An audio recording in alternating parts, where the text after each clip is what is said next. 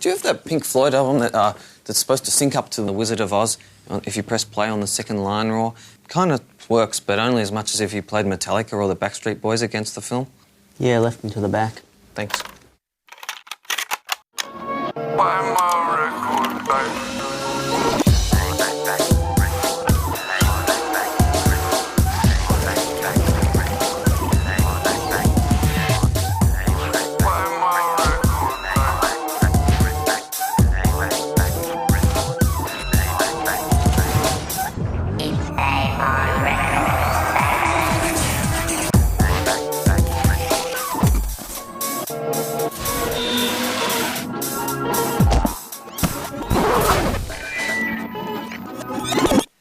Laugh at Christian rock, but you're only making God angrier. And Christ is only going to turn the other cheek so much at your smart-ass comments before he slaps you upside your head.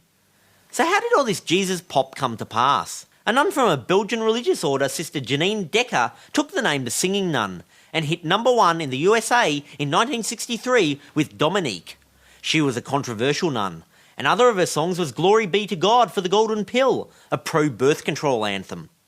Australia had its own guitar strumming nun. In 1974, Sister Janet Mead hit #3 in Australia and #4 in America with The Lord's Prayer. Now, if you think the Christian record industry consists of little more than a couple of Bible story cassettes at the Catholic bookshop, you're way off the mark. In the year 2000, Christian music accounted for 7% of sales in the American music industry. That's $747 million US. Australia also has its finger in the pie. Or loaf, if you will. Queensland's newsboys don't make it to video hits too often, but they always make it to the BRW Rich List. In 1999, they grossed more than AC/DC and Silverchair combined. All the major labels from Sony to Virgin EMI have Christian music divisions. There's DC Talk with Jesus Freak.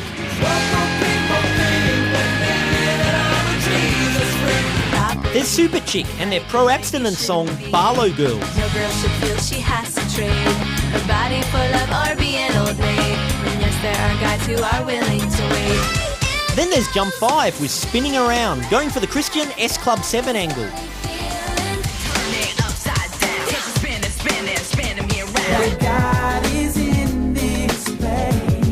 And cute boy band +1 with God is in this place. Clearly the Christians are onto a good thing. So why aren't other religious denominations getting with the program? I decided to get my own boy band together, Jtown, with their debut single, Down to Jtown. Down, down, down, down to Jtown.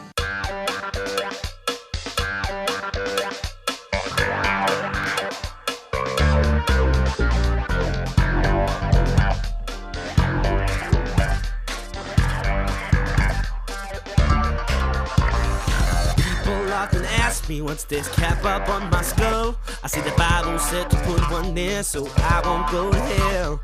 And people step up to me and they tell me eat this big. But if the rules ain't split then it ain't legit, and that's how I choose to live. In a world of non-believers who drive on Saturday, don't forget it's our day of rest, so when the right path just turn away. I'm not some big old rabbi in a black hat and a gown. We are the youth, we can make a change. It's time to get on down. I'm going down, down, down, down, down to Jtown. What I gotta do now? Down to Jtown. I'm going down, down, down, down to Jtown. Gotta be true now. Head down to Jtown. Yeah.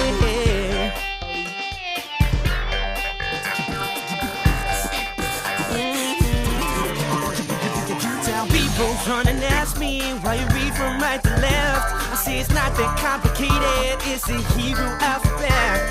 And Christians wanna ask me how you different to our people. I say I like Bible #1, but I will not touch a sequel. Yeah.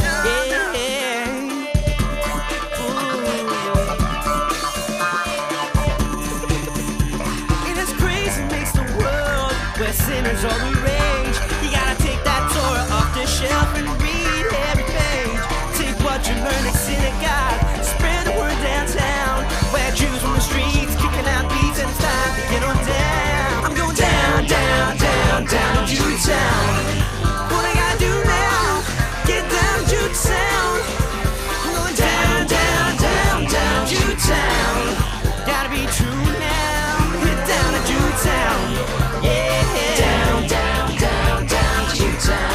Passover week. You be careful with wheat. It's bread unleavened, 24/7. Down, down, down, down, Jtown. Could Jtown cut it in the marketplace? I sent a demo tape, a video clip and a bio to big American Christian label Floodgate Records, who have acts like East West, Rita Springer and Dennis and Mars. The president of the label, Tim Tabor, agreed to give Jtown some feedback. So you got the Jtown video, what did you think? I enjoyed it quite a bit. Where did you find Jtown? They're quite big in the Australian underground Jewish scene. Uh-huh. You must get tons of demos there at Floodgate though. How did Jtown measure up? You know, sonically, I thought they were on the right track, and the look and the dance moves and whatever were fine. You know, I don't think it's up to like the NSYNC level of perfection, but they sure didn't suck. So from an A&R perspective, how do you think Jtown could improve? If Jtown had some really loud guitars, I mean, they might cross over to the whole Korn, you know, Rage Against the Machine audience. Now, the religious differences won't be a problem with getting a record deal with Floodgate, I assume? Where we're at, it'd have to be Jesus is God. But isn't it the same God? Yeah, there's an argument for that. Obviously, the Jewish faith prior to Jesus was the same God. I think the difference is that Christians accept Christ as, you know, the Savior. There's lots of Christians with different beliefs. Like, is everyone allowed on your label? Yeah, we're open to whatever Christians. We don't have to be a specific denomination. What about Catholics? Catholics might be allowed on my label. We don't have any Catholics yet, but come on, Catholics, send in your demo tapes. What about Jehovah's Witnesses or Mormons or Christian Science reading room people? And personally, I don't really consider Jehovah's Witnesses or Mormons or I don't know what else you said, but as Christians, I think there's some fundamental differences. So, no, we wouldn't be signing those artists on our label. What if Jtown converted?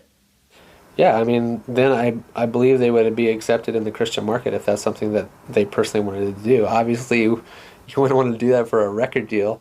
Because I can talk to the guys. I mean, I'm not sure how important the whole Jewish thing is to them anyway. Well, like, if they were, like, Jews that had accepted Jesus Christ as their personal savior, like, there's Jewish people that have accepted Christ. I mean, yeah, I mean, that'd be a step in the right direction to doing a Christian record deal. So unless they convert, you don't see much of a future for Jtown?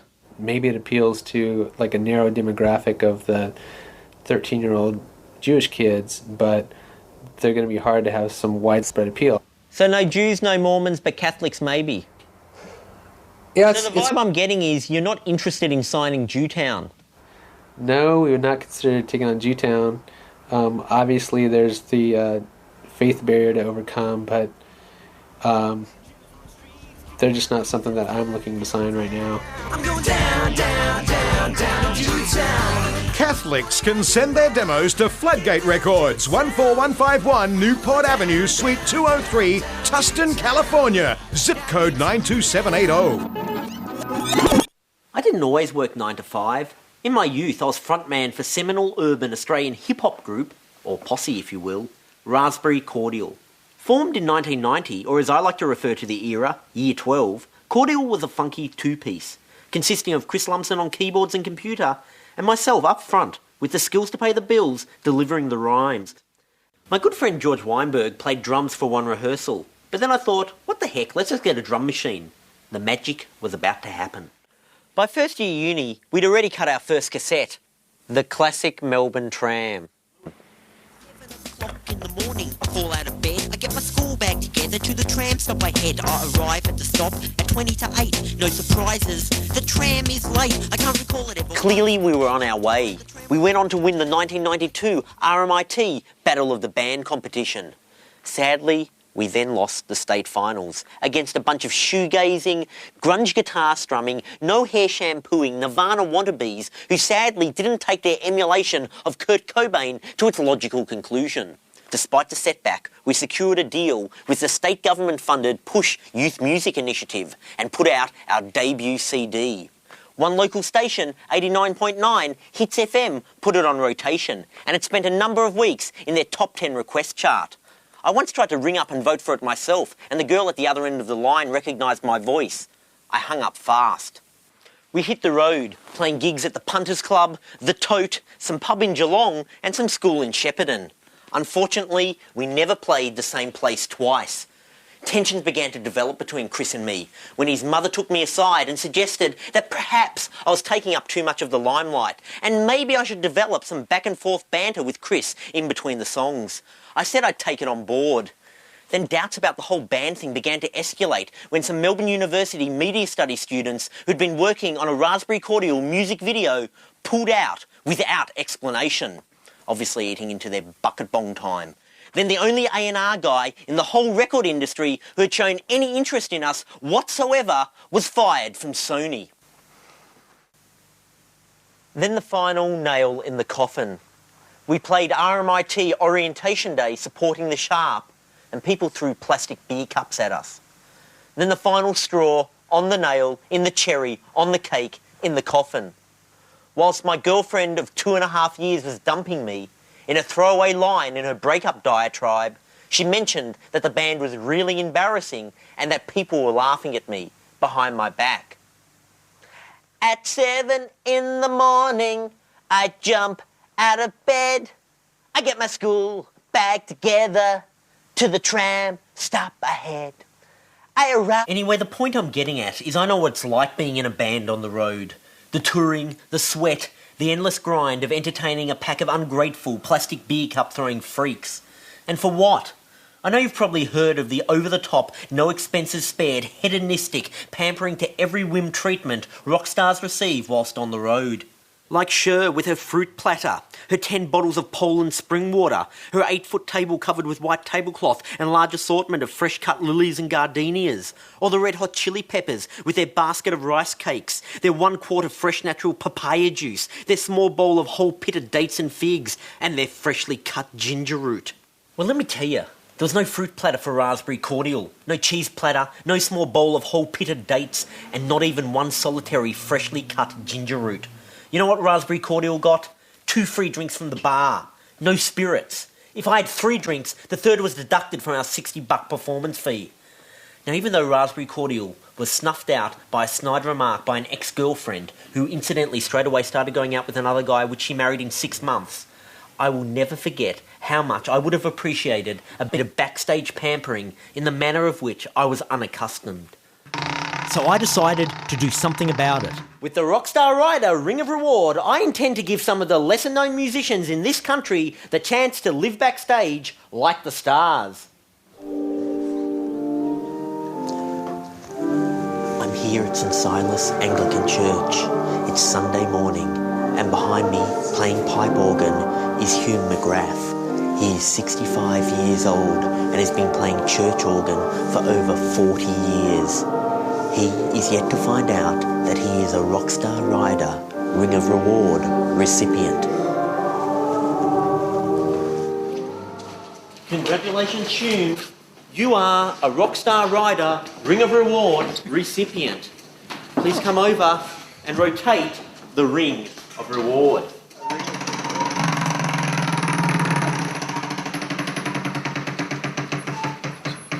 You have received Britney Spears Backstage Rider. Righties! This is what you have received. 12 bottles of Evian water. 1 litre. Iron and ironing board. Very large white bath towel. 1 fruit tray. 1 vegetable tray. 1 large bowl of fresh pot of lemon honey tea. 1 gallon of apple juice. 1 gallon of orange. 1 gallon of grape juice. 1 gallon of cranberries of Pop-Tart. Box of Fruit Loops. And 6 cans of Coke. Congratulations on being a Rockstar Rider Ring of Reward recipient. Thank you very much. That's very nice. What am I going to do with it?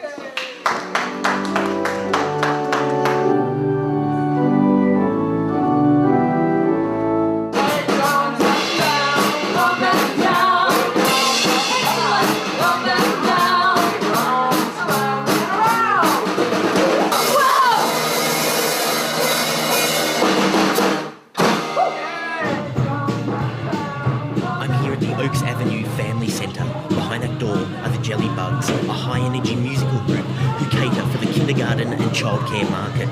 Their first gig was in 1997, and since then they've played everywhere, from Darwin to Horsham. They've also released 2 sunscreen protection songs.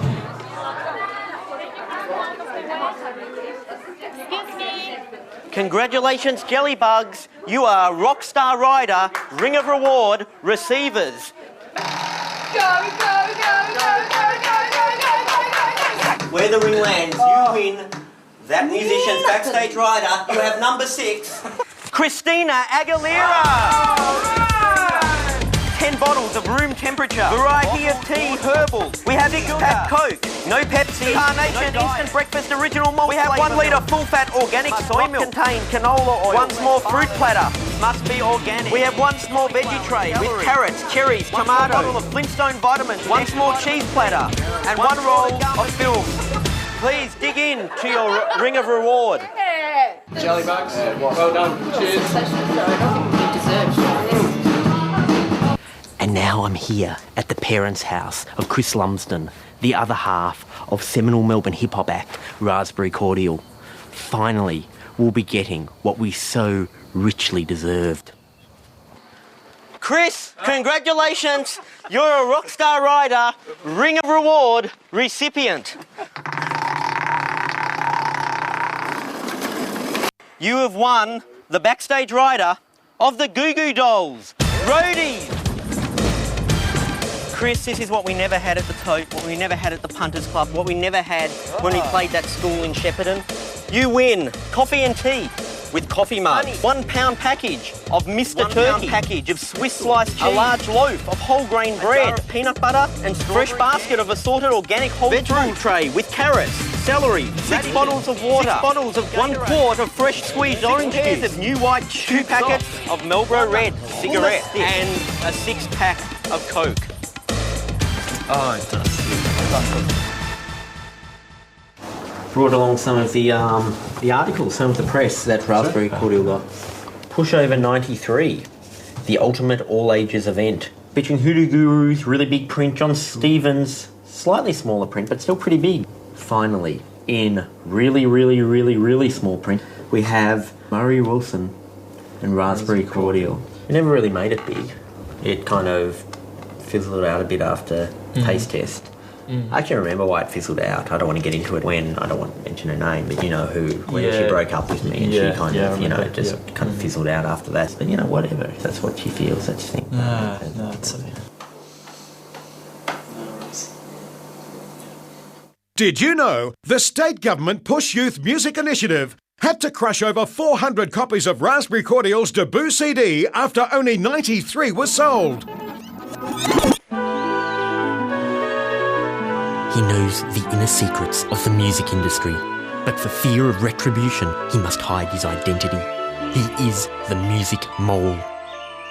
John, did you know that Australian music video directors almost always work for nothing for the major labels? But surely directing music videos is a highly lucrative and glamorous vocation, Mr. Mole. Well, sure, if you're lucky enough to work overseas with a budget of a couple of $100,000. Why, what happens in Australia? Well, Australian budgets range from $2,000 to, at the top end, $20,000 and $30,000. Now, at that price, the director can pay for a camera, equipment, pay a crew probably half of what they'd earn if they were doing a feature film or a telecommercial. Then there's no money left over to pay themselves. So why would directors work for free? Well, most of the clips in Australia are directed by young, fresh-faced kids straight out of film school, and they're quite flattered when a major label asks them to direct a video clip. So they make a few, and then when the novelty of working for nothing's worn off, they move on. That sounds all a bit chew 'em up and spit 'em out. Yeah, and they're getting a bit pissed off because when an Australian band does become successful enough to warrant a big-budget video for the overseas market, Australian directors are not getting the jobs. Instead, they're going to some hotshot from America or England. So the Australian directors are saying to the labels, well, thanks a lot. I'm good enough to work for you for nothing, but as soon as there's money involved, you get somebody from overseas. I can't believe they don't think Australian directors are good enough to work on big-budget music videos. I could easily have knocked together Michael Jackson's Thriller in an afternoon. I know you could, John. Thank you, Mr. Mole. No problem. If you check out the new Silverchair album, you'll see the name Van Dyke Parks listed as a musical collaborator in the credits. When he was flown over from America for the album, much was made of his past work with Ry Cooder, Tim Buckley and the Beach Boys.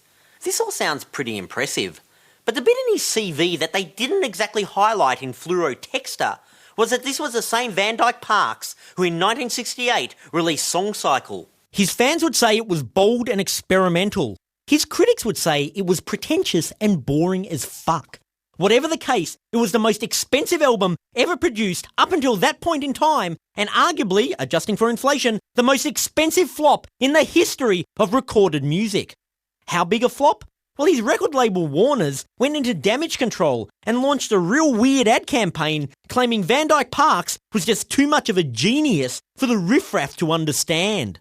In one full-page ad in 1969, they came clean about the amount of money they'd lost, but reassured the public it wasn't about the money. They were thrusting the album onto the public as a community service. You should buy it for you.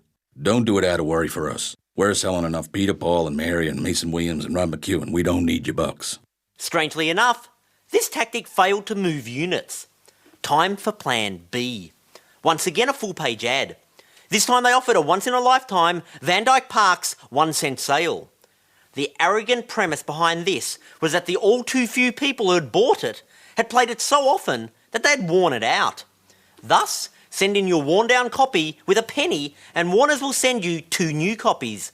One for you and one for a friend who isn't as enlightened and superior as you. You know, I used to think that Van Dyke Parks was a deluded, self-aggrandising, living in la-la land, pathetic little man who just couldn't face up to the fact that he put out a record that no one wanted to listen to.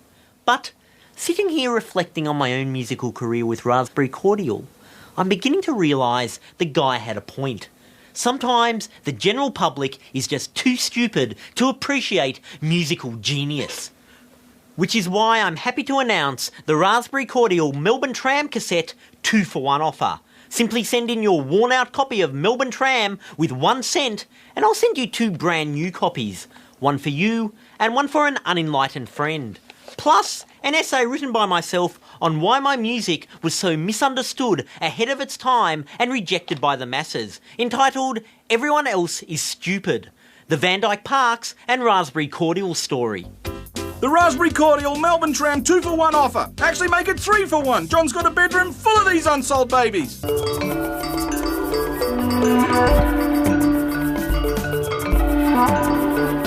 Republic of Guinea, located next to the Ivory Coast, or Côte d'Ivoire, in the heart of West Africa. Also the heart of musical delights, Dr. Jordania. Hello, John. I believe you want to talk about the balafone today. Yes, that's one of the very interesting instruments from Africa. Actually, a prototype of a xylophone. It's tuned in a quite a unique way. It has 7 notes, as in European, the scale. These are all equal intervals between them, so that's quite unique. You can only see this in gamelan. Not anyone can play. Say there are 2 rules. It should be a professional musician, and another one, it should be a male. Thank you, Dr. Jordania. Thank you. Now to demonstrate the instruments of West Africa, Ross Wilson with Eagle Rock. 1, 2, 3, 4.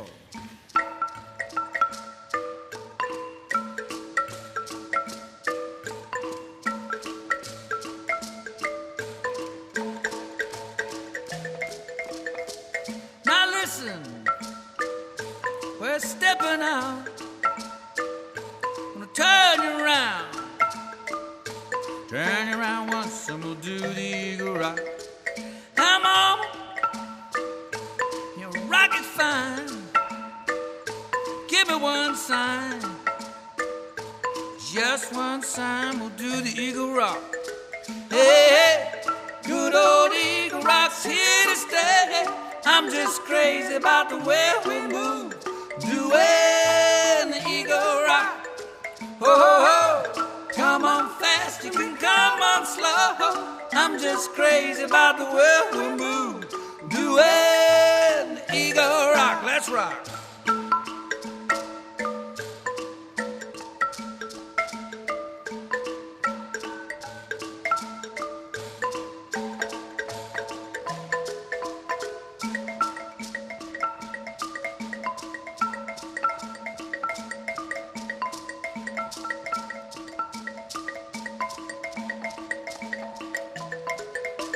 Come back again.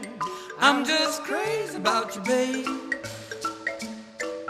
say come back again. I'm just crazy about you, babe.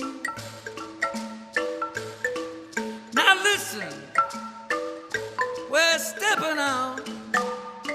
I'm gonna turn you around. I'm gonna turn you around once. Do the Eagle Rock, yeah. Hey, good old Eagle Rock's here to stay. I'm just crazy about the way we move. Do it, the Eagle Rock. Oh, come on fast, you can come on slow. I'm just crazy about the way we move. Do it, the Eagle Rock. I said, well, do it, the Eagle Rock, yeah. Do it.